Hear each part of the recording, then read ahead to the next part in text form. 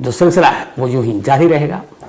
बहुत सारे लोगों ने मुझसे बहुत सारे एपिसोड में दाऊद इब्राहिम की पूरी कहानी सुनने की बात की थी। अलग अलग किस्तों में कई चीज़ें मैंने बताई, लेकिन एक पूरा एपिसोड जिस पर दाऊद की कहानी हो वो शायद नहीं सुनाई। बट ये भी कहानी नहीं है जो आज मैं आपको सुनाने जा रहा हूँ। लेकिन हाँ, दाऊद कौन है, दाऊद के दाऊद बनने की कहानी क्या है, दाऊद का परिवार कैसा था, दाऊद क्राइम की दुनिया में कैसे आया, दाऊद के भाई बहन कितने हैं, वो क्या करते हैं, दाऊद एक छोटे मोटे क्रिमिनल बदमाश से फिर एक डॉन और उसके बाद डी कंपनी का सीईओ कैसे बना, क्या कुछ धंधा करता है वो, किन किन बिजनेस में इन्वॉल्व है, किन किन देशों में इन्वॉल्व है, क्या बीमारी है, कैसा है इस वक्त, कैसा दिखता है, क्या भारतीय एजेंसियां जो लगातार दाऊद के पीछे लगी रही पिछले 30 सालों से, क्योंकि 93 के लगभग आसपास दाऊद देश छोड़कर चला गया और ये 2023 है, तो 30 सालों तक दाऊद को ढूंढने की तमाम कोशिश की गई। कई ऐसे ऑपरेशन हुए, कौन से ऐसे ऑपरेशन थे जो सबसे करीब था जिसमें लगभग ऑपरेशन कामयाब हो जाता, ऐसे बहुत सारे सवाल थे। तो एक अलग अंदाज में आज दाऊद से जुड़ी हुई ये तमाम कहानियां, अंदाज मैंने इसलिए अलग कहा कि हमारे एक नितिन पढ़ाकू हैं, नितिन ठाकुर भाई, सवालों का पिटारा था उनके पास, खासतौर पर दाऊद को लेकर। तो अपने पिटारे से सवाल निकालते गए दाऊद के बारे में जो कुछ जानना था, और मैं जवाब देता गया। तो कायदे से ये देखें कि आज जो दाऊद की पूरी कहानी है, जो मेरा काम है, मेरा काम खुद सवाल पूछना है, लेकिन यहाँ पे मैं थोड़े से अलग सिचुएशन या पोजीशन में रहूँगा। मैं सवाल नहीं पूछ रहा हूँ बल्कि मैं जवाब दे रहा हूँ। तो पढ़ाकू नितिन आज तक .in पे एक रेडियो पॉडकास्ट है, और अभी लास्ट वीक नितिन ने जो अपने रॉ के एक्स चीफ दुलात साहब, उनका भी इंटरव्यू किया था। तो पहले आप ये पूरी दाऊद की कहानी सुनिए, और हाँ, मैं ये जरूर कहूँगा इस पूरी कहानी को सुनने के बाद आप लोग अपनी राय जरूर दीजिएगा। तो पहले ये पूरी कहानी सुनिए। जब हम जर्नलिज्म की पढ़ाई कर रहे थे तब ये बताया गया कि 3 चीज़ खूब चलते हैं मीडिया में। उसमें था सिनेमा, उसमें था क्रिकेट और उसमें था क्राइम। और जब बात क्राइम की जाए, और हमारे आसपास बहुत सारे लोग थे जो एकदम उछल पड़ते थे कि हमें तो क्राइम रिपोर्टर ही बनना है, और उनके ज़ुबान पर 2-4 नाम भी रहते थे बड़े क्राइम रिपोर्टर्स के कि वैसा बनना है, ऐसा बनना है, ऐसे बोलेंगे, वैसा बोलेंगे। तो सबकी बड़ी इच्छा थी कि अगर कभी क्राइम रिपोर्टिंग करने का मौका मिले तो दाऊद इब्राहिम का इंटरव्यू लिया जाए, दाऊद इब्राहिम की बात कही जाए, दाऊद इब्राहिम के बारे में कोई स्टोरी आए तो मुझे मिल जाए। तो क्राइम में भी दाऊद इब्राहिम खूब चलता है, उत्सुकता बहुत है उसे लेकर, क्राइम रिपोर्टर्स में भी और आम लोगों में भी। तो स्वागत है आपका पढ़ाकू नितिन के इस नए एपिसोड में। मेरा नाम नितिन ठाकुर है और आज का टॉपिक दाऊद इब्राहिम है। बहुत इंटरेस्टिंग है, और उतने ही इंटरेस्टिंग है हमारे आज के गेस्ट शम्स ताहिर खान। शुक्रिया बहुत बहुत नितिन भाई, थैंक यू सो मच। और शम्स जी का परिचय देने की कोई ज़रूरत है ही नहीं। ये वही नामी ग्रामी क्राइम रिपोर्टर हैं जिनका नाम हमारे साथ के बहुत सारे साथी लिया करते थे कि क्राइम रिपोर्टिंग करनी है तो शम्स जैसी करनी है, हमें मौका मिले तो हम शम्स बन जाएंगे। हालांकि कोई बन नहीं पाया। आप हैं। ऐसा नहीं है, ये मुझे लगता है कुछ ज़्यादा तारीफ हो गई। बहुत अच्छे क्राइम जर्नलिस्ट हैं, बहुत मेरे सीनियर भी जूनियर भी बराबर के भी। कोशिश यही है, अभी भी सीख ही रहा हूँ, और बहुत सारी चीज़ें हैं, क्योंकि क्राइम में आपको जिस दिन लगा कि आपने कर लिया पूरा, आप समझ लीजिए कि उसी दिन आप मर गए। और ये एक लौती ऐसी बीट है क्राइम, जिसमें हर दिन कुछ ना कुछ होता है और नया कुछ होता है। तो आप हर दिन कुछ सीखते हैं, हर दिन उसी जज्बे जोश के साथ। और सबसे बड़ी बात यह है कि अगर आपने क्राइम रिपोर्टिंग करनी है तो ये नौकरी नहीं हो सकती, ये पैशन या जुनून हो सकता है। तो अगर वो नहीं है तो फिर क्राइम रिपोर्टिंग बड़ा टफ काम है, क्योंकि क्रिमिनल आपसे पूछ के तो करता नहीं है क्राइम कितने बजे क्या करना है। तो 24 घंटे में कभी भी आपको भागना हो सकता है। पर सर, इतनी मेहनत, इतने दिन, कितना कुछ हो गया, आपके मन में भी कभी तो उठता होगा कि यार बड़ी बड़ी स्टोरी ब्रेक की हैं, कितनी कहानियों की तह तक मैं पहले पहुंच गया पुलिस से भी, लेकिन दाऊद इब्राहिम नहीं हाथ आया, आपके भी नहीं आया, पुलिस के तो आए नहीं। देखिए, कोई भी फील्ड हो, जैसे स्पोर्ट्स है, तो हर कोई ये चाहता है कि तेंदुलकर जैसा बनूं। फिल्म इंडस्ट्री है तो लगता है कि अमिताभ बच्चन, शाहरुख खान, सलमान बने। पॉलिटिक्स होता है तो फिर वैसे ही लगता है कि बड़े बड़े जो लीडर हैं, प्राइम मिनिस्टर बने हैं, कुछ वैसा हासिल करूं। सेम क्राइम रिपोर्टिंग में जो भी एक क्राइम रिपोर्टर आता है तो उसका एक सपना, ड्रीम होता है कि वो जो सबसे बड़ा क्रिमिनल या अंडरवर्ल्ड डॉन, एक बार दाऊद इब्राहिम का इंटरव्यू करूं। तो मैं भी उससे अछूता नहीं हूँ। लगभग पिछले 20-25 सालों से ये कोशिश भी है और अभी तक हारा भी नहीं हूँ, और इसके लिए जितने पैर फैला सकता हूँ, हाथ पैर मार सकता हूँ, मारता रहता हूँ। दाऊद नहीं, लेकिन हाँ, आसपास के लोगों से ज़रूर बात होती है। और अक्सर ये जब बात होती है तो उसमें फिर एक रिक्वेस्ट ये भी होता है कि बस एक इंटरव्यू करा दो, क्योंकि क्राइम की दुनिया में जिस तरीके से दाऊद को प्रोजेक्ट किया गया, या कोई भी अगर आप क्राइम का नाम लेते हैं तो ऑटोमेटिकली आपके दिमाग में एक चेहरा जो आएगा, चाहे वो 25-30 साल पुराना ही चेहरा क्यों ना हो, वो दाऊद इब्राहिम का होगा। तो हर एक का होता है, हमारी भी कोशिश है, लेकिन जैसा आपने कहा कि हाँ, एजेंसियों के भी हाथ नहीं आया और अभी तक मीडिया के भी हाथ नहीं आया। उसे लेकर खास तौर पर इतनी उत्सुकता क्यों है? मतलब क्राइम रिपोर्टर्स में, आम लोगों में आपने क्या पाया, क्यों इतना लोग उत्साह से भरे रहते हैं? जबकि वो तो मतलब ना इंटरव्यू देता, ये भी नहीं मालूम कि सचमुच जिंदा है या मर गया है, और इतने साल हो गए हैं, अब कभी दिखता भी नहीं कि सीधा हाथ किसी वारदात में रहा हो दाऊद का। जो चीज़ आसानी से हासिल हो जाती है ना, उसकी फिर ज़्यादा इंटरेस्ट नहीं रहता है। जैसे आप अगर सातों दिन बिरयानी खाएं तो बिरयानी भी बुरा लगने लगता है। मुझे लगता है कि मीडिया ने बहुत ज़्यादा हाइप किया शुरुआत से ही, फिर फिल्म इंडस्ट्री ने भी, कई फिल्में बनी दाऊद इब्राहिम पर। आप जितने भी सब्जेक्ट उठाएं तो उसमें जब वो मेन विलन जो आता है तो ऐसा लगता है कहीं ना कहीं दाऊद की कहानी को गढ़ा जा रहा है। और जिस तरीके से, सबसे बड़ी चीज़ ये है कि क्राइम की जो पूरी एक इंडस्ट्री हम कहें, पहले यही होता था कि किसी को सड़क पर जाकर आपने छीना झपटी की, गोली मारी, दुश्मनी थी, लड़ाई झगड़ा, ये वो। दाऊद इब्राहिम पहला ऐसा शख्स था जिसने क्राइम को एक सिंडिकेट से भी बढ़कर एक कंपनी बना दी। और बल्कि दाऊद इब्राहिम को तो अब उस डी कंपनी का सीईओ का भी खिताब मिल दिया है, हालांकि मीडिया की तरफ से दिया गया है। तो एक क्रिमिनल किस तरीके से क्राइम की दुनिया में रहते हुए क्राइम को सिंडिकेट से उठाकर एक कंपनी की शक्ल देता है, फिर उसके साथ जो उसके पूरे जो क्राइम की एक इतिहास है, उसने इतने सारे जो क्राइम किए, चाहे वो 93 हो या फिर फिल्म इंडस्ट्री से जुड़ा हुआ हो, धमकी हो, वसूली हो बड़े बड़े लोगों की, और फिर कैसे अलग अलग बिजनेस, जब नई टेक्नोलॉजी आई, हवाला हो, सट्टा हो, फिक्सिंग हो, डायमंड का कारोबार हो, आपके फिर जितने भी मतलब गारमेंट्स के हों, इवन प्रॉपर्टी के हों, और एक से ज़्यादा देश में, एक तौर पर आमतौर पर एक क्रिमिनल जो होता है एक मोहल्ले का होता है, एक शहर का होता है। तो ये एक ग्लोबल अगर बात करूं तो चाहे वो अफ्रीका हो, चाहे वो दुबई हो, यूएई हो, इंडिया हो, मलेशिया हो, है ना, तो हर जगह पे एक पूरा फैला रखा है। और इसीलिए ग्लोबल टेररिस्ट का भी एक वो भी मिला हुआ है, तमगा मिला हुआ है। तो कहीं ना कहीं हर क्राइम जर्नलिस्ट चाहता है कि असल में दाऊद का इंटरव्यू करना सिर्फ मकसद ये नहीं कि दाऊद को लाकर आप थोड़ी सी टीआरपी बटोरे या वाहवाही ले। असल में एक शख्स जिसके नाम पर इतनी कहानियां, इतनी सारी चीजें चल रही हैं, वो शख्स खुद क्या बोलता है, क्या सोचता है, क्या करता है, तो वो जानना बड़ा दिलचस्प होगा, और उसी की जुबानी। तो इसीलिए जो मेरी हमेशा ये रही है कि दाऊद इब्राहिम के बारे में इतना सब कुछ हाइप, क्योंकि दोनों तरफ से, एक तरफ दाऊद के बारे में इतनी बड़ी बड़ी बातें होती हैं, फिर उन पुलिस वालों से भी मैं कई बार मुलाकात की जो शुरुआती दाऊद को जानते थे, जिनका ये भी दावा मैंने तो थप्पड़ मारा, वो थाने में बैठ के रोया करता था। तो फिर एक शख्स ये ऐसे, फिर आज यहाँ, तो वो इतने सवाल होते हैं कि लगता है कि इन सवालों के जवाब दाएं और बाएं से मिलने की वजह सीधे अगर मिल जाए तो फिर अच्छा होगा। तो इसीलिए कोशिश जाती रहती है। हमने भी सोचा दाएं बाएं से क्यों सीधी आपसी बात करें, क्योंकि आपकी ज़िंदगी का, आपके करियर का बड़ा एक हिस्सा है जो दाऊद इब्राहिम के इर्द गिर्द जो कहानियां हैं उन्हें चेज़ करने में बीता होगा। तो मुझे पहले तो ये बताइए कि बैकग्राउंड कैसा था दाऊद का, क्योंकि मैंने सुना पिता पुलिस में थे और शायद जो पहली वारदात लूट की दाऊद ने की थी उसके इन्वेस्टिगेशन का जिम्मा भी बाई चांस उसके पिता के हाथ में ही आ गया था, मगर फिर कोई केस दर्ज नहीं हुआ।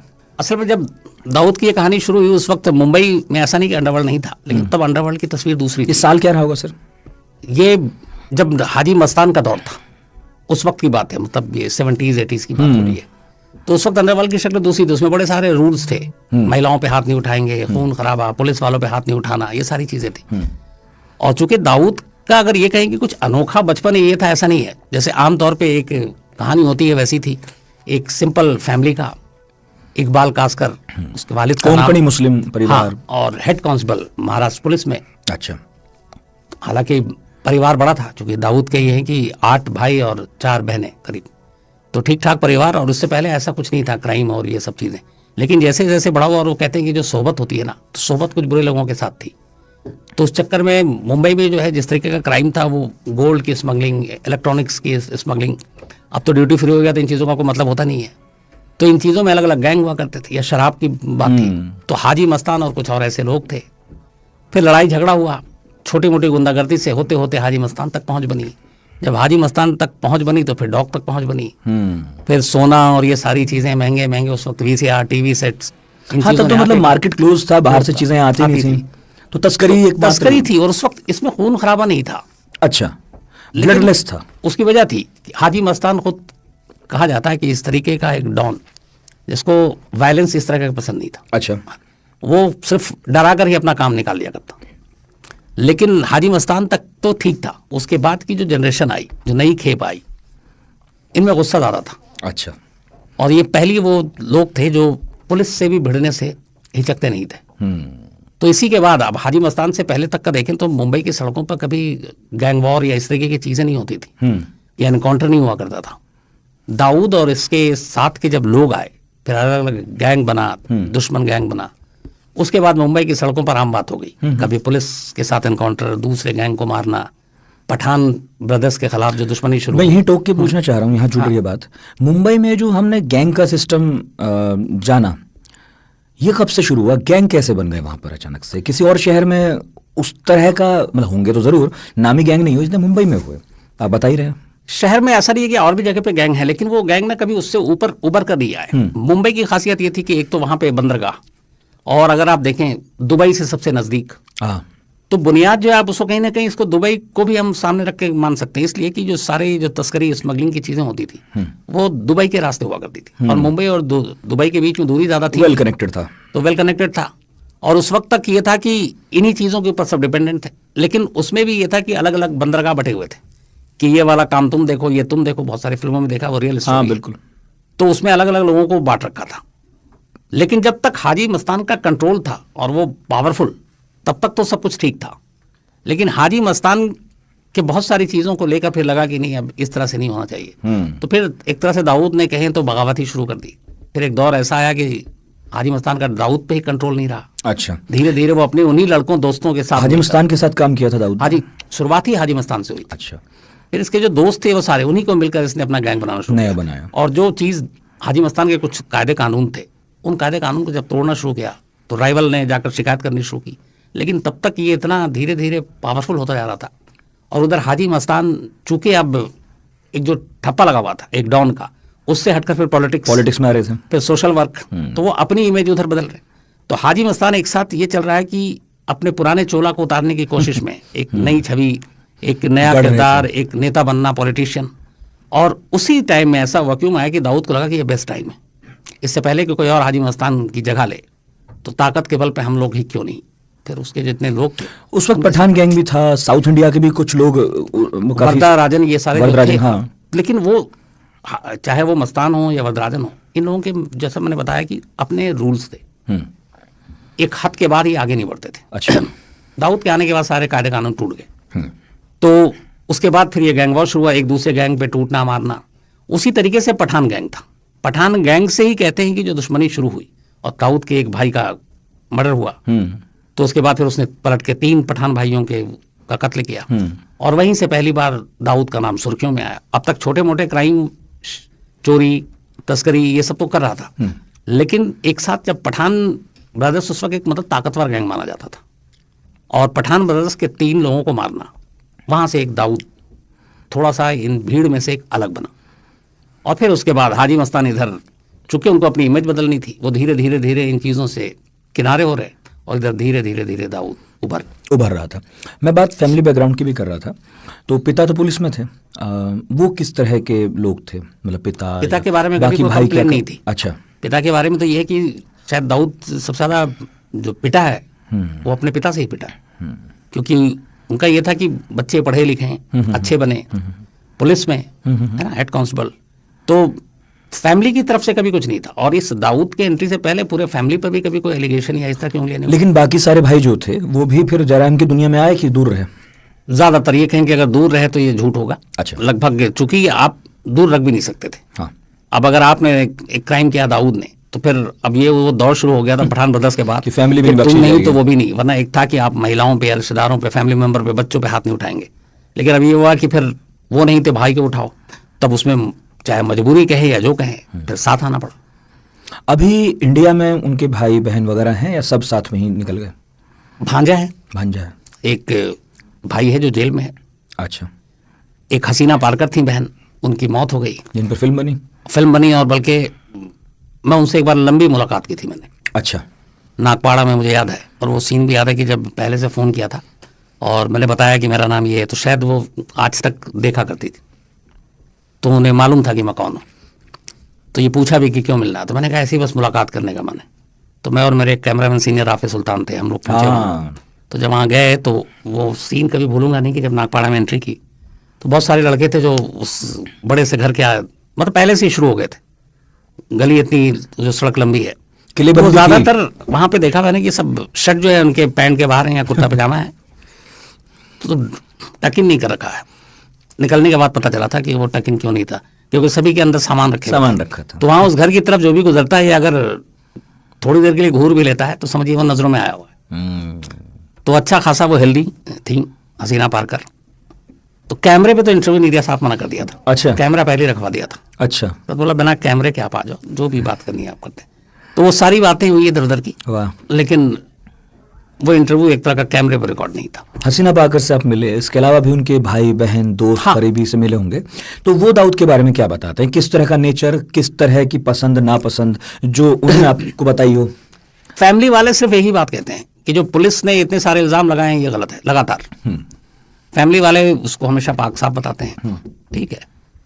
लेकिन जो दाऊद के साथ काम कर चुके लोग हैं उनसे जितनी बार भी बात की, दाऊद के बारे में एक चीज हर एक ने एक बात कही कि वो बात बहुत ही प्यार से करता है, बहुत ही सोफिस्टिकेटेड है, बहुत ही धीमी आवाज में बात करेगा और आपको कभी एहसास नहीं दिलाएगा कि मतलब आपके ऊपर हावी होना चाहता है। और अगर गुस्सा भी है तो ये जाहिर नहीं करेगा कि मतलब तुम्हारा काम होने वाला है, वो इतने प्यार से। तो उसकी खासियत है कि वो कभी अपनी मतलब इमोशन और जज्बात को सामने वाले पे नहीं डालता है।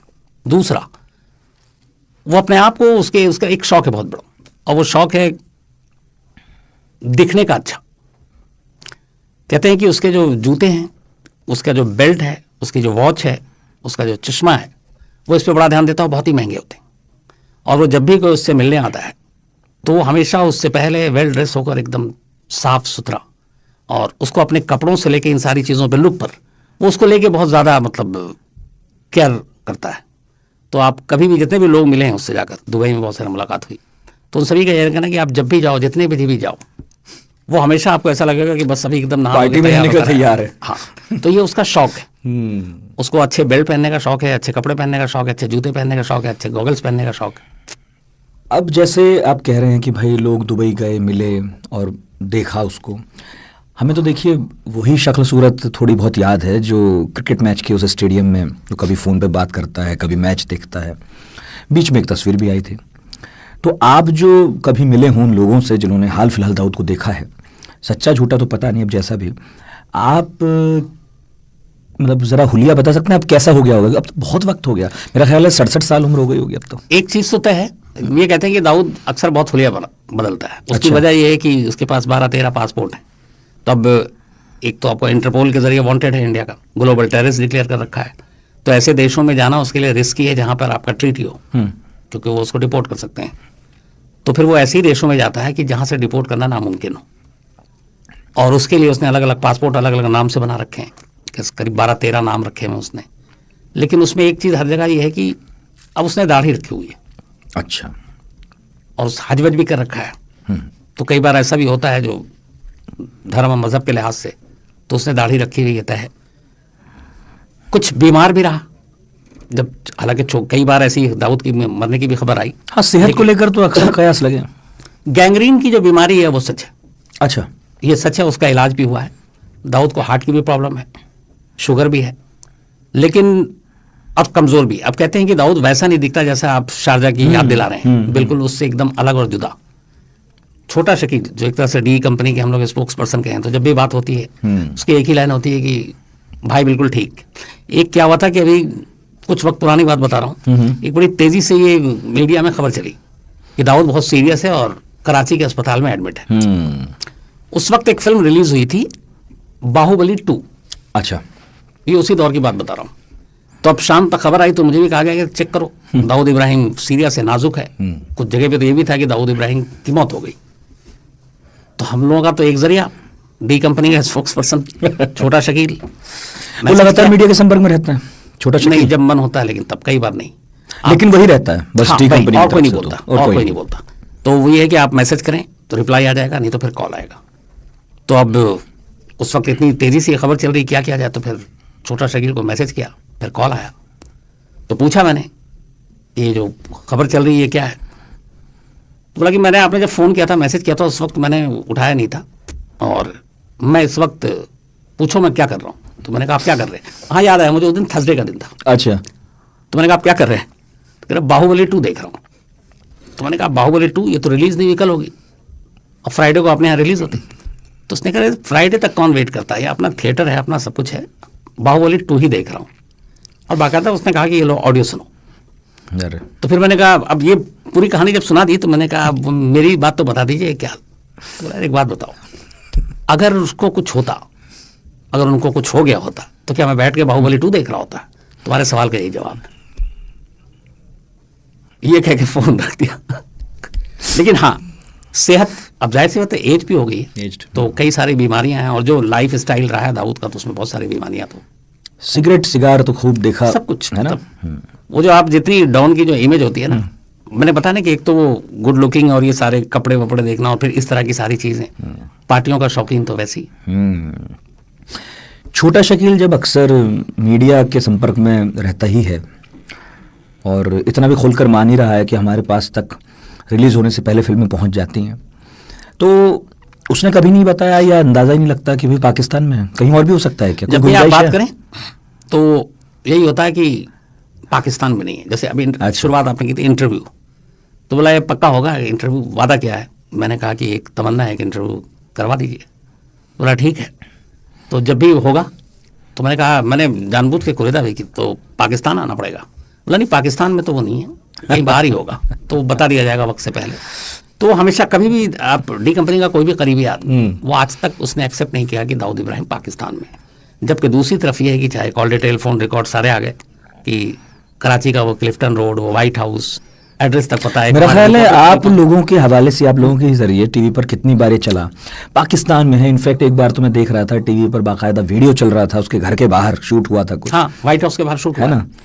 वो सारा, वो चूंकि क्लिफ्टन रोड जो है वो पूरा एक बहुत ही वहाँ का हाई सेंसिटिव एरिया है, बहुत ही पॉश एरिया है, और आसपास में सारे वहाँ पे जो आर्मी और ISI के जो बड़े नेताओं के घर हैं, क्लिफ्टन रोड तो उसके घर के आगे पूरा CCTV फुटेज, दीवारें इतनी ऊंची है कि आप झांक कर देख भी नहीं सकते अंदर क्या हो रहा है। तो पता सबको मालूम है, नंबर भी मालूम है, लैंडलाइन नंबर तक कॉल डिटेल्स भी आई थी, नंबर्स आए थे, नंबर्स आ गए, तो उस पर बाकायदा फोन भी कर दिया गया था। अच्छा। और वो जो उनकी वाइफ है माजबी, उठा भी लिया था, उन्हीं के नाम पे लैंडलाइन भी था। तो ये सारे दस्तावेजी सबूत, इवन अपनी एजेंसियों को भी पता है, सारे एड्रेस हैं। लेकिन अब चूंकि पाकिस्तान हमेशा ये इनकार करता रहा है कि दाऊद हमारे यहाँ है, तो इसलिए पाकिस्तान कभी एक्सेप्ट नहीं करता, खुद डी कंपनी या दाऊद के लोग एक्सेप्ट नहीं कर सकते, इसलिए कि फिर पाकिस्तान सरकार के लिए शर्मिंदगी की बात है। कुछ चलिए दाऊद का छोड़िए, छोटा शकील आप ये बताएं, आप कहाँ हैं? वो हमेशा क्या भाई के साथ ही? हाँ, जगह का नाम नहीं, ये मेंटेन्ड है कि भाई के साथ। और आप आजकल तो वो है सारे कंप्यूटर नंबर और ये नंबर, तो आप ये भी पता नहीं कर सकते कि कहाँ पे। बच्चों के बारे में, बच्चे कभी जिस तरह हमने अक्सर देखा कि माफिया फैमिली के बच्चे अक्सर बिजनेस संभालते हैं बाद में, दाऊद के बच्चों ने कभी बिजनेस संभाला ये सब क्राइम में? जब भी इस तरह की कोई बात करते हैं ना, चाहे दाऊद के करीबी कितने भी लोग, उनका पहला जानते हैं जवाब क्या आता है, वो ये होता है कि यार फैमिली को छोड़ो, इसके बारे में बात नहीं करो। लेकिन जो हम लोगों की जानकारी थी वो ये थी कि दाऊद की 3 बेटियां, 1 बेटा है, बाकायदा लंदन में पढ़ा लिखा है, उसने शायद मैनेजमेंट का कोर्स किया है, बिजनेस मैनेजमेंट का, और अब इतना बड़ा एम्पायर है तो वो संभाल ही रहा होगा। लेकिन फैमिली, बच्चों के खासतौर पे बारे में मतलब उसने इन सारी चीज़ों से दूर रखा हुआ है। जैसे एक बेटी की तो शादी जावेद मेदात के बेटे से ही है, वही है, लेकिन बेटे बेटियां ये सब क्या, इनसे आप किसी भी उसके करीबी लोगों से बात करें, वो बात नहीं करते। और हमारे कोई मुकदमे भी दर्ज नहीं है बेटे या बेटी के खिलाफ हिंदुस्तान में भी? नहीं कोई, क्योंकि जब दाऊद के बहुत छोटे थे ना, कुछ तो वहीं पैदा हुई शायद पाकिस्तान में, तो कोई, मेरे ख्याल में दाऊद का बेटा तो शायद इंडिया में जब था भी कि नहीं था जब पाकिस्तान में पैदा हुआ। ये अच्छा है, इसको एक बार चेक करूंगा, तो होगा भी तो 2, 4, 5 साल का। तो सिटीजनशिप वगैरह पता नहीं कैसे क्या मैनेज करते हैं, कुछ मालूम नहीं? ये सब तो देखिए, एजेंसियां हर एक देश की अपनी अपनी काम करती हैं, जानती सब है। जब आप किसी देश के इंटरेस्ट के लिए कुछ काम करते हैं तो फिर जासूसी फिल्में आप देखते होंगे, उस तरीके से वो जो फिल्मों में कई चीजें होती हैं, जैसे आपको अभी दुलत साहब का आपने इंटरव्यू किया तो उन्होंने कहा होगा, लेकिन कुछ चीजें छुपाते हैं। तो हर देश के लोग आपको ये पासपोर्ट, वीजा और ये सब नेशनलिटी, नाम, चेहरा, ये बड़ी छोटी चीजें हैं, और सारे इंतजाम हो जाते हैं। मैं एक बार मतलब जब पढ़ रहा था गांधी परिवार के बारे में भी और सब चीज़ें, कि राहुल गांधी से बाहर पढ़े, तो चूंकि परिवार पर लगातार जान का खतरा था, तो नाम वगैरह बदल कर उन्होंने पढ़ाई की। लेकिन मालूम तो जैसे करना हो वो कर ही लेता है। तो इसीलिए मैंने पूछा कि जब वो बाहर पढ़ रहा होगा, दाऊद का बेटा भी, तो इसमें तो कोई शक नहीं कि एजेंसियों को पता चल ही गया होगा। लेकिन शायद यही एक नुक्ता है जिस पर हम बात कर रहे थे कि उनके विरुद्ध कोई मुकदमा नहीं है, डायरेक्ट क्राइम में कोई इन्वॉल्वमेंट हमने तो कम से कम अभी तक पता नहीं चला कि हमने कहीं दर्ज। दूसरा ये कि मुकदमा नहीं है, इंटरपोल में आपका कुछ है नहीं। अगर मान भी लीजिए कि लंदन के किसी कॉलेज में पढ़ रहा है, सब मान लीजिए कैम्ब्रिज में ही पढ़ रहा है, तो आप एक तो ब्रिटेन भी इसमें आपकी हेल्प नहीं करेगी ना, बिल्कुल वांटेड तो है नहीं। बिल्कुल, आप किसी क्रिमिनल का बेटा होना, क्रिमिनल होने का पैमाना नहीं हो सकता। बिल्कुल, तो इसलिए ये सारी चीजें आ जाती। बिल्कुल। अच्छा, पुलिस का बहुत रोल रहा दाऊद को इतना बड़ा करने में, ये मैं अक्सर सुनता रहा हूँ, आज भी है क्या? ये दोनों चीजें हैं। तो पुलिस वाले कहते हैं कि मीडिया को तुम लोगों ने, कि तुमने दाऊद को बहुत बड़ा बना दिया, और हम लोगों को लगता है कि पुलिस वालों ने बहुत बड़ा बना दिया। अब सच्चाई क्या है ये कहना बड़ा मुश्किल है, लेकिन मुझे लगता है दोनों ने आधा आधा रोल प्ले किया है दाऊद को बड़ा बनाने में। मुंबई पुलिस की जहां तक बात है, ये तो रिकॉर्ड पर है कि मैं सिर्फ इल्जाम लगाने के लिए नहीं कह रहा हूं, ऐसे नामालूम दर्जनों केस हैं जिसमें मुंबई पुलिस के बहुत सारे अफसर सस्पेंड किए गए सिर्फ इसलिए क्योंकि दाऊद का आदमी होने का शक था, और प्रूफ भी मिला है। बल्कि ये भी किसी से बात छुपी नहीं है कि कहते हैं कि मुंबई पुलिस का एक बड़ा तबका एक दौर में दाऊद की तनख्वाह पर पला करता था, मतलब सरकार से भी पैसे लेता था और महीना दाऊद पेरोल पर थे, तो पेरोल पर थे उनके। और यही वजह है कि दाऊद के जितने दुश्मन हैं उन सबको धीरे धीरे जो किनारा किया गया, वो सब दाऊद के इन्हीं जो पेरोल पर रहने वाले पुलिस के जरिए किया गया। इतने सारे जो इनकाउंटर हुए, किसी ने 56 किए, किसी ने 66, किसी ने 100, तो उस इनकाउंटर में कहते हैं कि 70-80% इनकाउंटर तो दाऊद के इशारे पर ही किया गया। इन इनकाउंटर के जरिए, मतलब पुलिस वालों के सरकारी पिस्टल से ही उसने अपने दुश्मनों को निपटवा दिया। तो ये इल्ज़ाम लगता रहा, और आप देखिए कि जितने भी इनकाउंटर स्पेशली मुंबई में हुए वो सभी हमेशा विवादों में रहे, जेल तक गए। प्रदीप शर्मा अभी हालांकि दूसरे केस में है, जेल में है। दया नायक एक दौर में वो भी जेल गया। तो इल्ज़ाम तो लगते रहे, और इस इल्ज़ाम में सच्चाई भी है कि मुंबई पुलिस का एक बड़ा तबका एक दौर में, अभी भी कहते हैं कि ऐसा नहीं कि पूरी तरह से साफ हो गया, अभी भी कुछ हैं जो दाऊद के शुभचिंतक हैं जो मुंबई पुलिस में, और इसीलिए उसको हर छोटी बड़ी खबर मिल जाती है। डी कंपनी का बिजनेस अभी भी चलता है हिंदुस्तान में, मुंबई में? बिल्कुल चलता है डी कंपनी का बिजनेस। बल्कि अभी कहीं एक रिपोर्ट आई थी, पूरे वर्ल्ड में शायद 40,000 करोड़ से ज़्यादा का टर्नओवर है इनका बिजनेस पूरा। अब तो ये, हाँ, लेकिन अब ये हो गया कि जिस तरीके से चीज़ें बदली हैं, अब ये सिर्फ किसी को धमकी फ़ोन देकर पैसे निकलवाना, कॉपीराइट लेना, पेटी क्राइम्स नहीं करते, फिक्सिंग करना, हाँ, इनका ये है कि अभी भी मैच वैच पे इंटरेस्ट रहता है, क्योंकि दाऊद को क्रिकेट का शौक है, तो वो अभी भी फिक्सिंग वाला तो चलता है, और या सट्टा। फिक्सिंग खैर अलग होगी, सट्टेबाजी अब भी है। कहते हैं कि क्रिकेट में सबसे बड़ा जो सट्टा का ऑर्गेनाइजर है वो डी कंपनी है, चाहे वो पूरा गल्फ हो या फिर पूरा इंडिया हो, पाकिस्तान हो, बांग्लादेश हो, इन सब जगहों पे पूरा होल्ड उसी का है। और भी कोई सोफिस्टिकेटेड तरीके से बिजनेस करते हैं लोग? प्रॉपर्टी, मैंने सुना प्रॉपर्टी में भी काफी इन्वेस्ट किया। प्रॉपर्टी में सबसे ज्यादा, अगर यूएई में सबसे ज्यादा है तो प्रॉपर्टी में है, मॉल में है, बहुत सारे मॉल हैं, हाउसिंग कॉम्प्लेक्स हैं, आपके डायमंड के बिजनेस में साउथ अफ्रीका, कपड़ों में, गारमेंट्स में है, ठीक है। मतलब वो सारी चीजें जिसकी वजह से अब एक कंपनी को आप कंपनी कैसे कह सकते हैं जब आप कुछ सच में कॉर्पोरेट हो गए, कॉर्पोरेट टाइप का हो, तो वो उन चीजों की तरफ ज्यादा है। लेकिन हाँ, जो पुराना शगल और धंधा है वो भी चल रहा है। आज भी है कि किसको राइट कहाँ पे किसको देनी है, म्यूजिक राइट से लेकर फिल्म राइट से लेकर, या किसको कब धमका के कहाँ से क्या करना है, तो वो सारी चीज़ें भी बराबर बराबर चल रही है। मुंबई की आज भी कोई जो बिल्डिंग है थोड़ी बहुत जिसमें जगह डिस्प्यूटेड है, आज भी फैसला डील होता है। तो जिस तरह पहले सुनते थे कि हिंदी फिल्म इंडस्ट्री में बढ़िया दखल है और बहुत कुछ यही तय करते हैं, अभी भी आपके पास खबरें पहुंचती हैं? होता है, दखल है, आज भी है। आज भी बॉलीवुड अछूता नहीं है डी कंपनी से। तो ठीक है, मतलब हिंदी फिल्म जगत में तो उनका दखल है, लेकिन इंडियन पॉलिटिक्स में दाऊद का कौन आदमी है?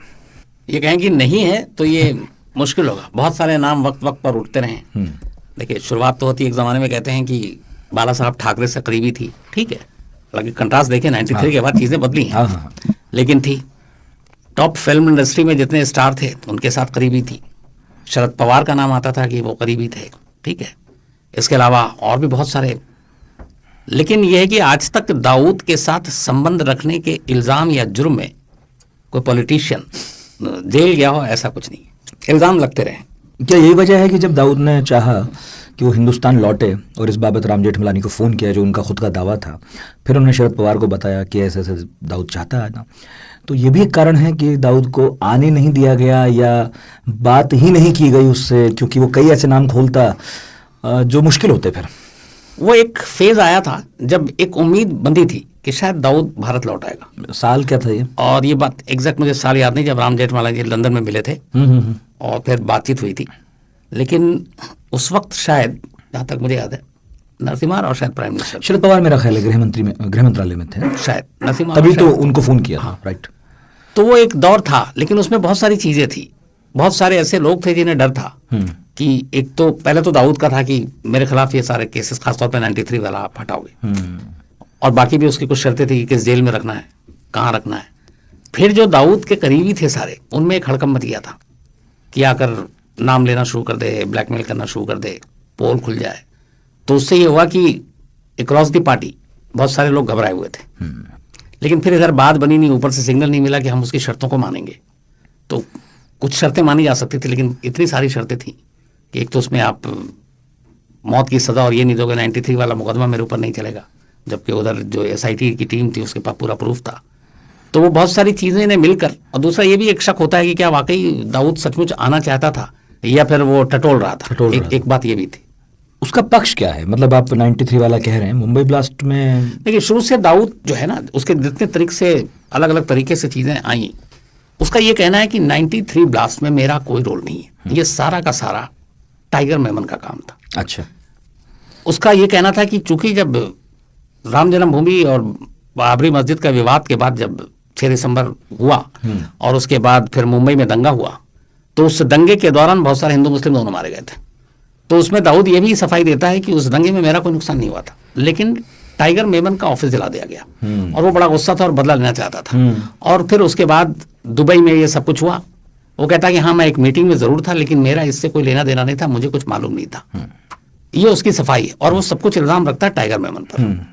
लेकिन यहाँ पे फिर जो कई एक जो हमारे पास प्रूफ है एजेंसियों के पास, वो ये कि जिस मीटिंग में ये मुंबई 93 ब्लास्ट की जो पूरी साजिश रची गई, उसमें दाऊद भी मौजूद था, उसमें ISI के लोग भी मौजूद थे, उसमें टाइगर मेमन भी था।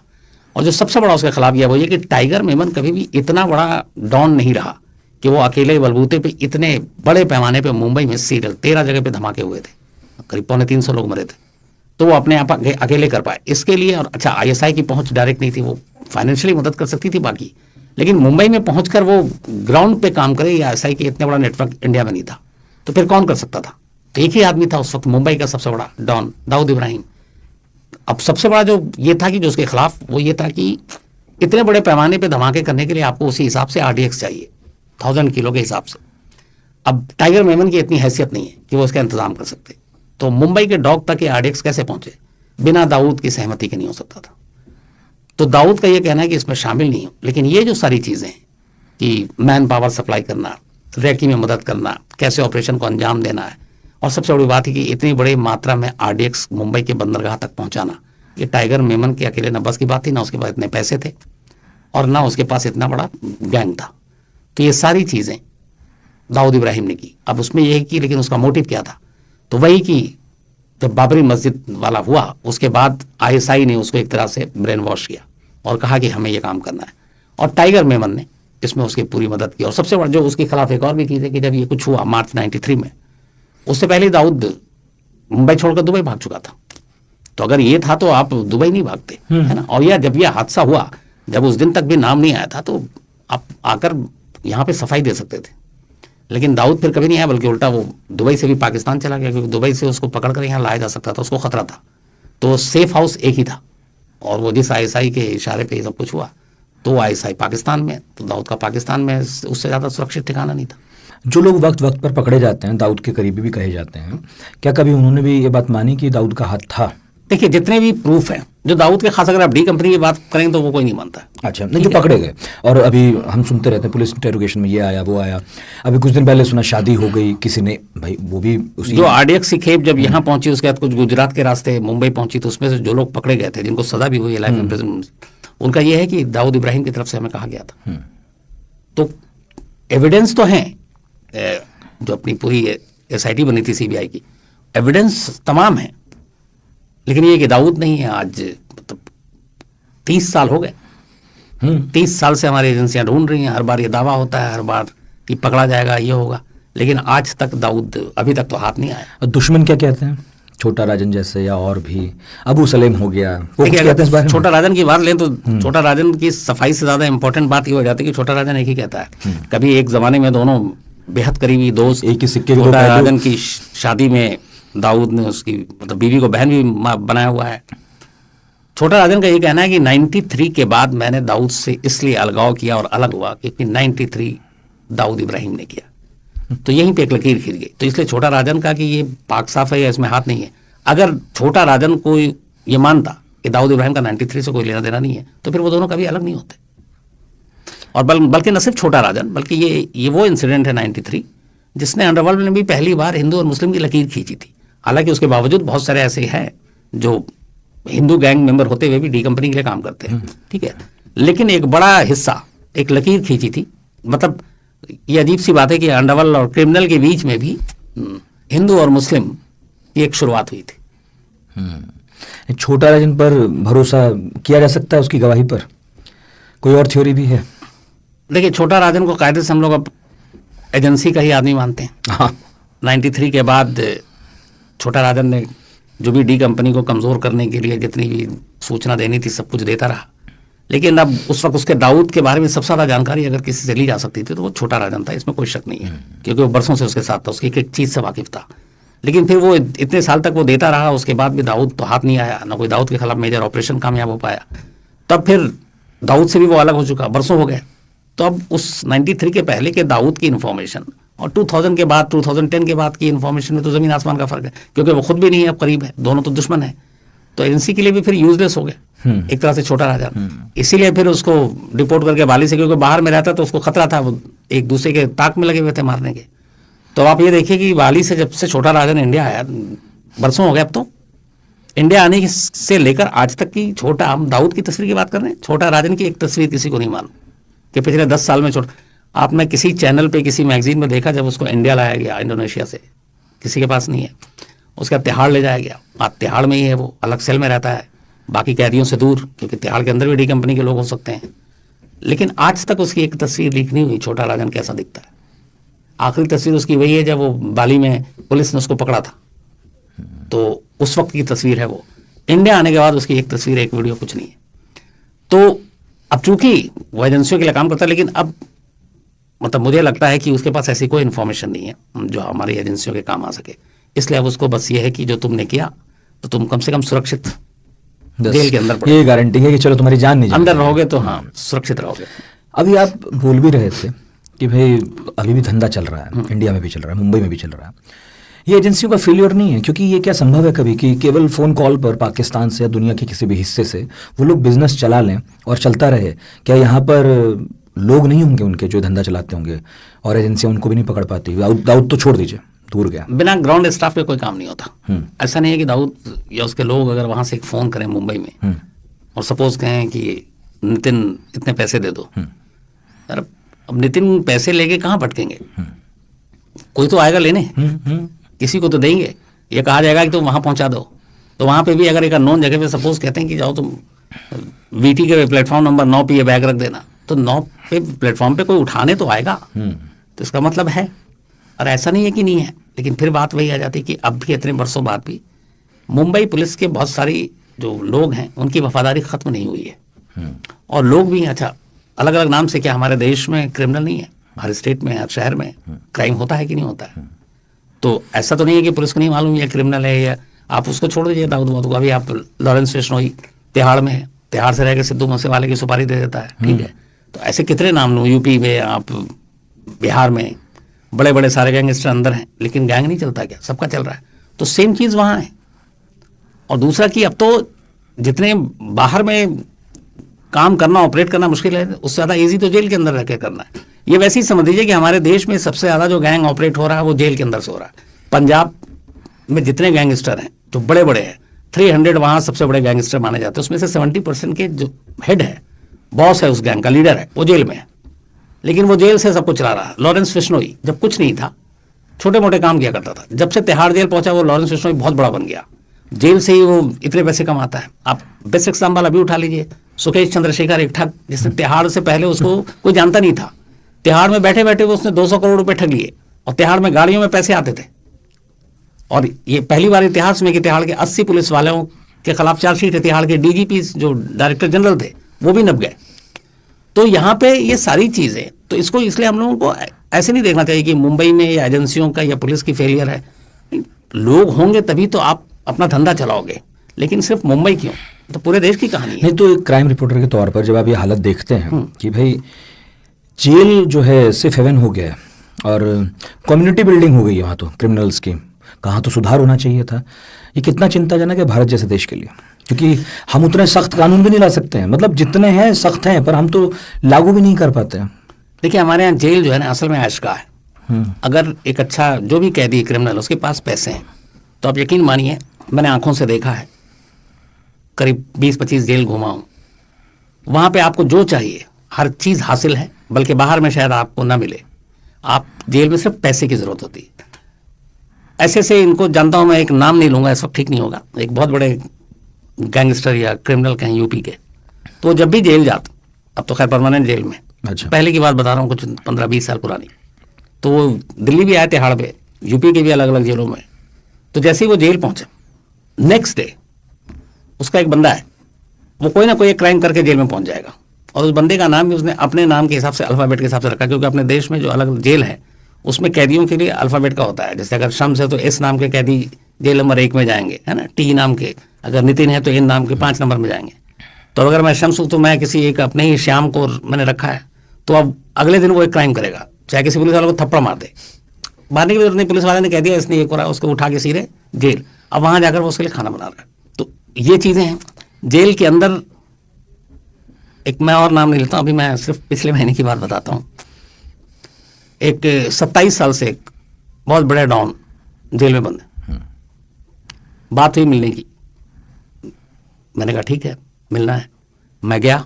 तो ये कि किससे पहले मैं शुरू में उससे पहले सोचा था कि थोड़ा बीच में वकील आएंगे, कुछ होगा, कोर्ट की परमिशन लेनी पड़ेगी। तो वकील 1-2 दिन तो बात हुई, फिर मैसेज गया वहाँ तक, तो खुद फ़ोन आया फिर, तो बोला कि आप 1 दिन पहले मुझे बता देना आप कब आओगे। मैंने बता दिया, बोला आ जाइए, किसी को कुछ नहीं कहना, बस गेट पे सिर्फ आप अपना नाम बताओगे। ये भी था कि हाँ आपका चेहरा लोग जानते हैं तो आप मास्क पहन लेना, अच्छा, और अपना एक ही नाम बताना। तो ठीक है, मास्क कोरोना की वजह से बहुत फ़ायदा भी होता है। मैं सिर्फ अच्छा उससे पहले जब मैं एंटर कर रहा हूँ उस जेल में, तो चूँकि जेल के कानून पता है, आप पर्स, मोबाइल, सिगरेट, लाइटर ये सब लेके नहीं जा सकते, तलाशी होती है। मैंने सब गाड़ी में रख दी ड्राइवर के पास, गेट पे जाकर सिर्फ नाम बताया अंदर। अब मुझे ये अंदर घुसा के देखा 2 लोग खड़े हुए थे, लेकर चले गए।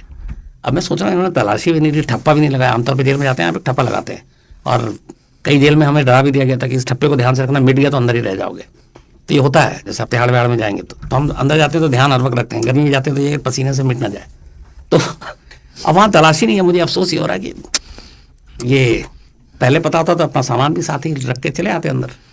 खैर अब वहाँ अंदर गए।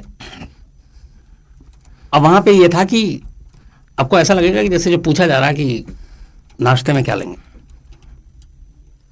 जैसे किसी आप घर आए हो किसी के मेहमान बनकर, या फिर किसी होटल में, और वहाँ आप यकीन मानेंगे जो पानी है ना, हम आप नहीं पीते हैं, वो पानी की बोतल रखी हुई, iPhone 14 बिल्कुल न्यू, उससे फ़ोटो भी खिंचा है, और मतलब जो चीज़, मैच चल रहा था इत्तेफाक से उस दिन, ये T20 वर्ल्ड कप, वो उसी दिन की बात है। हाँ एक मैच चल रहा था, तो मैच टीवी पे देख रहा हूँ, तो मैंने कहा चलो ये भी अच्छा है। बाबा, तो ये चीज़ें, ये अभी बात हुई थी सत्येंद्र जैन दिल्ली के तिहाड़ जेल में बड़े, उनको VVIP ट्रीटमेंट, वो सब कुछ नहीं है।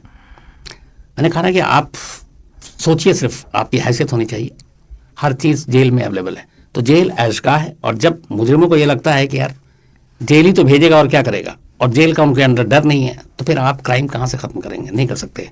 हाँ क्राइम तब खत्म होगा जब मुजरिम के मन में ये डर आए कि जेल नहीं जाना, क्योंकि जेल से बुरी जगह कोई नहीं है, लेकिन हमारे लिए जेल से अच्छी जगह कोई नहीं है। तो ये जितने भी बड़े बड़े क्रिमिनल हैं जो देश में आज भी हैं, बंद हैं, हमें लगता है कि जेल के अंदर बड़ी तकलीफ में होंगे, बिल्कुल गलतफहमी है, सब बड़े आराम से। फिर क्या फ़र्क है जेल के बाहर, जेल के अंदर? कुछ नहीं, बल्कि मैंने तो कहा, एग्जाम्पल दे रहा हूँ, आप ये पूरा केस स्टडी का एक विषय है कि जेल जाने से पहले जो क्रिमिनल छोटे थे, जेल जाने के बाद बहुत बड़े हो गए। वो जेल जाने के बाद ये हो रहा है कि वो जेल्स के अंदर से, अगर जैसे होता है कि इसकी कहानी बताता हूँ, लॉरेंस फिश्नर गैंग की, ये जब बाहर था तब ये छोटे मोटे पैसे वैसे मांग देता था, जेल के अंदर गया तब कुछ लोगों से पैसे मांगे, उससे पहले नहीं मिले, ये जेल पहुंच गया। एक ने कंप्लेंट भी कर दी थी कि ये मुझसे धमका के पैसे मांग रहा है, अभी पहुंचा। अब जेल के अंदर से एक तो सबसे जो कम्युनिकेशन काटना है ना, तो वह मोबाइल। अभी जेल के अंदर से मोबाइल उसी को फोन कर रहा है जिसको उसने धमकाया और जिसके कंप्लेंट पे जेल आया। अब उसने कहा कि हाँ पहुंचा दिया तूने जेल, जेल के अंदर से बोल रहा हूँ, ऑप्शन ये डबल हो गया, इतने पैसे दे देना अब वरना देख लेना। अब उसने फोन रख दिया। अब वो सामने वाला ये कह रहा है कि यार इसको तो जेल भिजवा दिया, लेकिन जो जेल के अंदर से बात कर रहा है मोबाइल पे, इसका मतलब है कि इसका मैं कुछ नहीं कर सकता हूं, तो वो डर के देता है। अब यहाँ पे एक इत्तेफाक की बात है कि हर जेल में जैमर लगा हुआ है, लेकिन हर जेल की कहानी अंदर की है कि सबको पता होता है कि ये जैमर कब बंद होगा, कब चालू होगा, और जेल में ऐसा कौन सा कोना है जहां जैमर काम नहीं करता। मैंने कहा ना कि जब iPhone 14 हो आपके पास, मैं जिस जेल की बात कर रहा हूँ, जेल में चलिए इन सब बड़े डॉन को तो छोड़ दीजिए, एक मामूली कैदी मिला मुझे, मैं लौट रहा था तब, एकदम यंग सा लड़का था, किसी छोटे मोटे जुर्म में आया होगा और वो 10-15 दिन में निकल जाएगा। तो जब मैं गुजर रहा था तो वो मुझे पहचान गया, वो कहानियां सुनता है, तो अचानक बोला कि सर एक सेल्फी लेनी है। तो मैं कहा यार यहाँ सेल्फी कैसे, तो जेब से मोबाइल निकाला, सेल्फी ली। अच्छा वो फोटो भी उसने मुझे भेजी है, फिर नंबर दिया मैंने कहा तुम्हारे पास मोबाइल की तरह छोड़िए ना सर, क्या छोटी बात है। और वो कोई बड़ा क्रिमिनल नहीं, छोटा एकदम मामूली फर्स्ट टाइम था, लेकिन वो भी मोबाइल है, इसका मतलब है कि वो आप पैसे दीजिए, सहूलियत सब कुछ।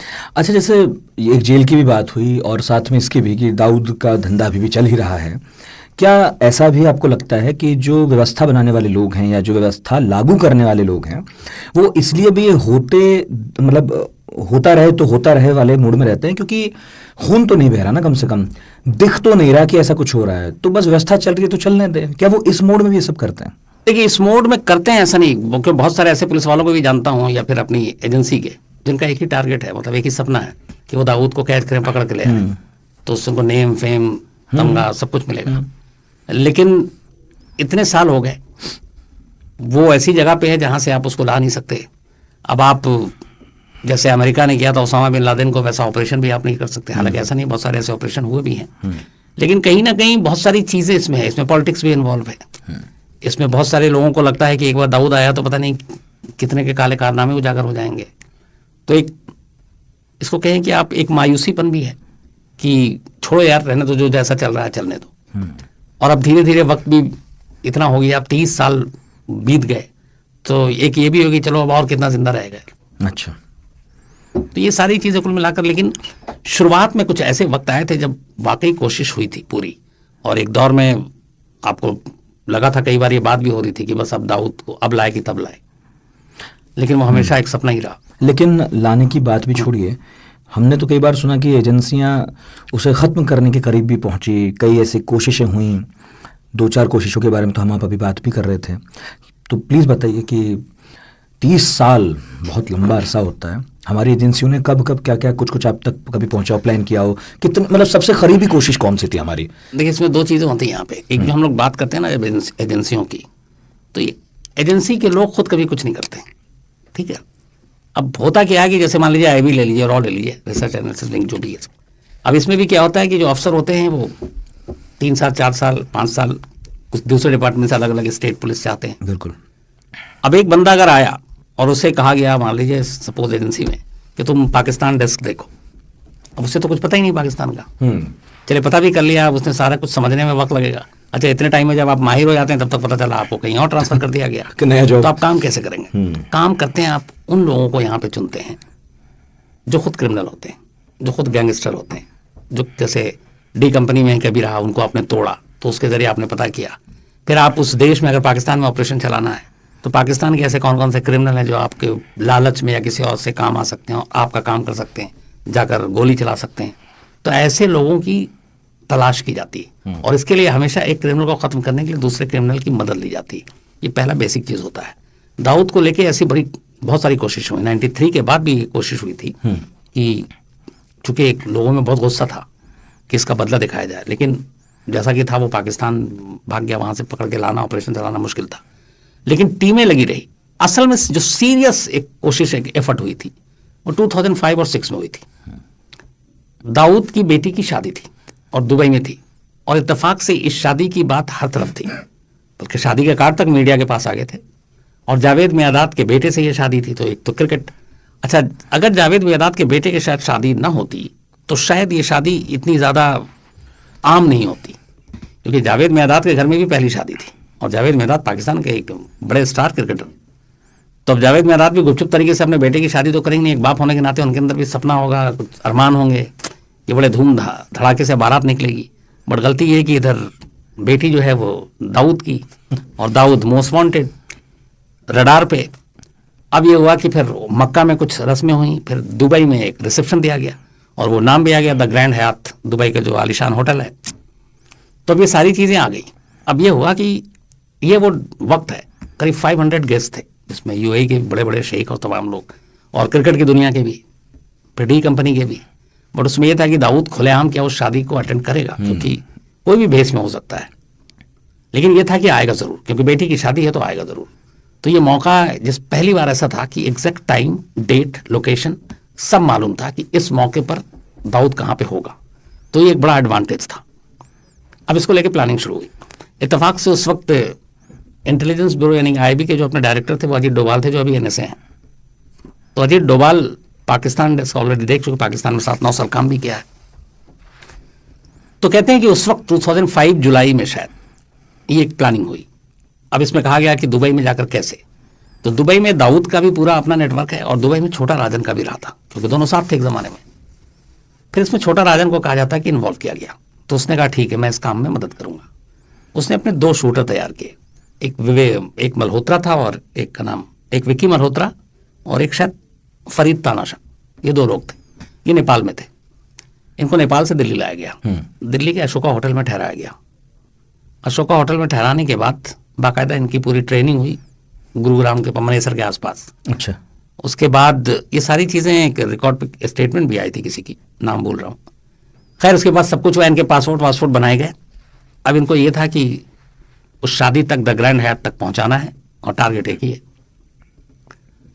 कहते हैं कि एक रोज़ वही जुलाई का महीना, और ये दोनों अशोका होटल में थे, और अजीत डोभाल खुद वहाँ मौजूद थे, और इनको ब्रीफ कर रहे थे। इनकी टिकट हो चुकी थी, इनके वीज़ा सारा काम फॉर्मेलिटी हो चुका था, अब शायद इनको बस निकलना था। इत्तेफाक से जब ये सारा ऑपरेशन और ये प्लानिंग चल रही थी, तो दाऊद इब्राहिम को इसकी भनक मिल गई। उसकी वजह यह है कि ये बात मुंबई पुलिस तक पहुंची थी कि दाऊद की शादी और कुछ ऑपरेशन की सुगबुगाहट है। अब किसी एक अफसर तक ये बात पहुंची होगी, हालांकि बहुत ही उसको सीक्रेट रखा गया था, लेकिन उस अफसर के जरिए मुंबई के ये बात दाऊद तक पहुंच गई कि एक प्लान हो रहा है और इस शादी में ऐसे सेटअप होना है। फिर दाऊद ने वही जो उसकी अपने पेरोल पर होते हैं उन्हें ये टिप दिया। उसके बाद शाम को मुंबई के 2 सीनियर पुलिस अफसर, एक डीसीपी रैंक के और एक और, अचानक अशोका होटल पहुंचते हैं, और उस वक्त अजीत डोभाल उस कमरे में, और वो मल्होत्रा और जो अपना तानाशाह, वो दोनों साथ में। और वो अचानक, अच्छा इन दोनों की तलाश थी मुंबई पुलिस को किसी पुराने केस में, और वो सीधे पहुंचते और कहते हैं कि हमें इन्फॉर्मेशन मिली है और ये दोनों वांटेड है। अब डोभाल उसको बता रहे हैं कि देखो ये दूसरा है, एजेंसी का ऑपरेशन। वो कहते हैं नहीं हमें तो चाहिए, और एक एजेंसी का काम दूसरी एजेंसी हमारे यहाँ बर्बाद कर देती, और वो दोनों को लेकर मुंबई चले जाते हैं। डोभाल साहब कुछ नहीं कर पाते, और फिर वहाँ ले जाने के बाद जब ये बाद में फिर हाई लेवल पर, एक तो कम्युनिकेशन गैप था, हमारे अपने ही स्टेट गवर्नमेंट हो, सेंट्रल हो, एजेंसियों के बीच में कम्युनिकेशन नहीं था। फिर वहाँ जाने के बाद जब ये बात ऊपर तक आती है, फिर इसमें मुंबई के एक पुलिस इंस्पेक्टर को सस्पेंड भी किया जाता है। शायद उसी को बलि का बकरा बनाया गया कि इसने ये बात लीक की। तो कहते हैं कि अगर वो मुंबई पुलिस ने एंड टाइम पे अड़ंगा न लगाया होता और ये दोनों वहाँ पहुँचते, क्योंकि इससे बेस्ट शायद कोई ऑप्शन नहीं था कि आपको पता था कि किस डेट पे, किस टाइम पे, किस जगह पर दाऊद मिलेगा, और ये अपनी ही एजेंसियों की आपसी लड़ाई ने, लड़ाई क्या मतलब, फिर वही एक की वफादारी के चक्कर में ये चीज़ें खराब हो गई। अब तो खैर डोभाल साहब और मजबूत पद पर हैं, और दाऊद भी जिंदा है। बच्चों की सबकी शादी हो गई? दाऊद के बेटे की तो शादी हो चुकी शायद, अच्छा। बेटी की भी हुई है। अच्छा, तो अब पता नहीं फिर कोई और मौका इस तरह का लगेगा नहीं लगेगा, लेकिन आपको लगता है कि कभी कोई गुंजाइश है किसी अन्य ऑपरेशन किस तरह के?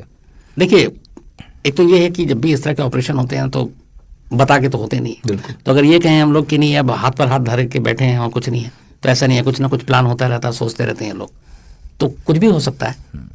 क्या पता कोई ऑपरेशन चल भी रहा हो।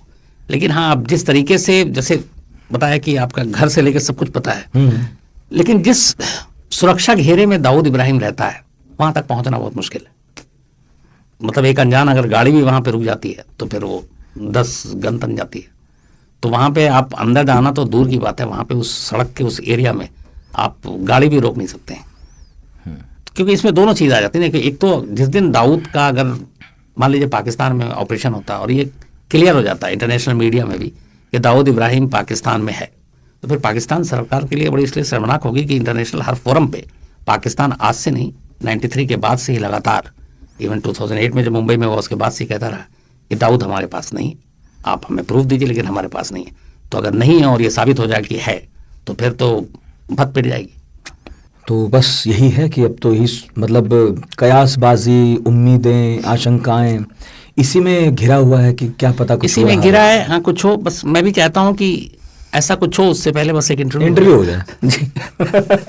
तो छोटी सी एक वो है, बस रिक्वेस्ट है कि इंटरव्यू हो जाए, बस इंटरव्यू हो जाए और कुछ नहीं। क्योंकि देखिए एक क्राइम रिपोर्टिंग के तौर पर ना, और एक क्राइम रिपोर्टर ऐसे कैरेक्टर जो है इनको पढ़ना, समझना और इनके दिमाग में झांकना वो बड़ी ज़रूरी है, ताकि आपको बहुत सारी चीज़ें वो पता चलेंगी कि एक शख्स जिसके नाम पे पूरी दुनिया को, देश को डराया जा रहा है, जिसके नाम पे फ़ोन, जिसने भाई का नाम भाई रखवाया है ना, जो एक डॉन कहलाया, फिर जो एक सीओ कहलाया, और एक ऐसा नाम जिसको शायद बच्चा बच्चा जानता है कि दाऊद इब्राहिम, तब लोग मुहावरे में भी इस्तेमाल कर लेते हैं।